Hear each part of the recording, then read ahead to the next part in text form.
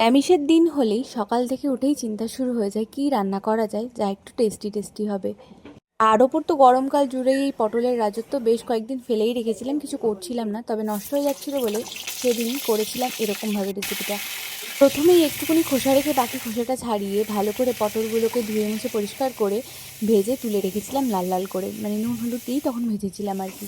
তো তারপর ভেজে তুলে রাখার পরে আবারও কড়াইতে বেশ খানিকটা তেল, শুকনো লঙ্কা, কালো জিরে ফোড়নে দিয়ে তার মধ্যে আগে থেকে করে রাখা কাজু, আদা আর লঙ্কা দিয়ে একটা পেস্ট করে রেখেছিলাম, তো সেটা দিয়ে বেশ 2 মিনিট মতন কষিয়েছিলাম ভালো করে। অর্ধেক কষানোর পর আবারও আগের থেকে ভেজে রাখা পটলগুলো দিয়ে বাকিটা কষিয়ে এবার গা মাখা যখন একটু ঝোল হয়ে যাবে তখনই তার মধ্যে চিনি দিয়ে নামিয়ে ফেলেছিলাম।